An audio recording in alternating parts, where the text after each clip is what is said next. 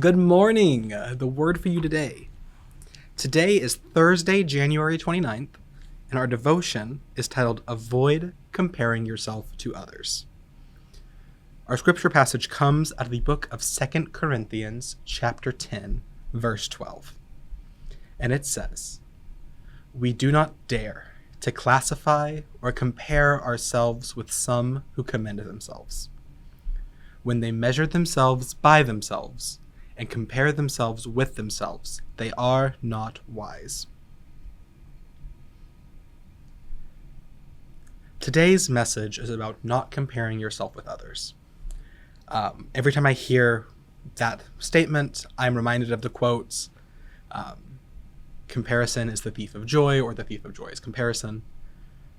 It's one that I've seen attributed to Teddy Roosevelt, to Mark Twain, to other people. The reality is I don't think we really know who said it first, but whoever did was onto something, I think.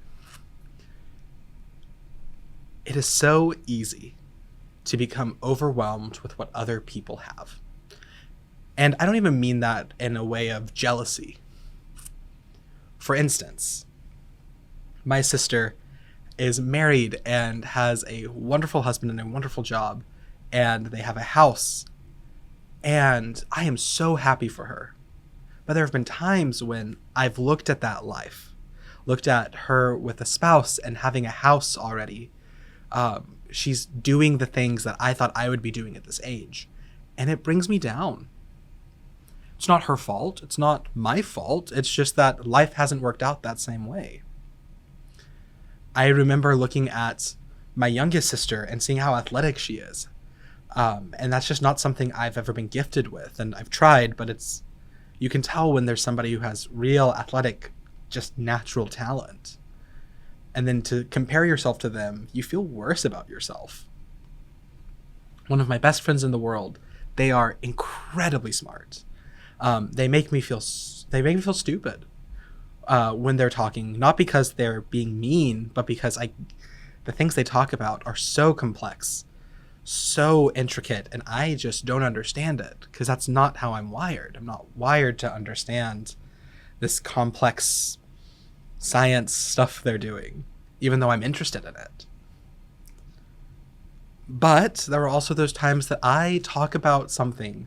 I talk about my ministry here at the church, or I talk about my joys and my passions, or whatever it is, and I get the same type of stare I receive it instead. Now, why am I saying all this? I'm saying it because of this. In each of those instances, there's a difference between me and the other person. That difference isn't bad or good, it simply is. But it's so easy when we compare ourselves to another person, to look at that as a mark of condemnation or a mark against our self-efficacy, our personhood even. Comparison is something that can be really useful. When I compare two apples to see which one is better, which one I think is going to last longer when I'm at the grocery store, that's a good thing. But if I compare myself to somebody and let that shape how I view them as a person or view myself as a person, I'm missing the part that says we both are made in the image of God. And that's the main takeaway I feel like comes from this message. When we compare ourselves to others, how are we doing it? In what way are we doing it? Are we comparing ourselves over something superficial? Or are we comparing ourselves in the sense of, there's something I admire about this person and I want to emulate that? And even then, that's not always great. Comparison is the thief of joy. That's a statement that we hear a lot. And the reason we hear it is because it remains true. When we are constantly comparing ourselves to others, it becomes easy to overlook the unique ways in which God has gifted us a unique personality, a unique personhood, a unique responsibility on this earth.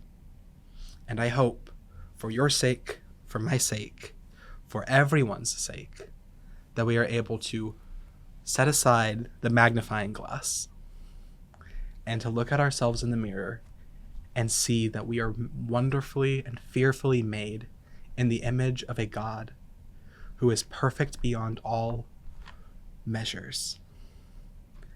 And that when we compare ourselves to others, we do a disservice to that truth. Have a nice day.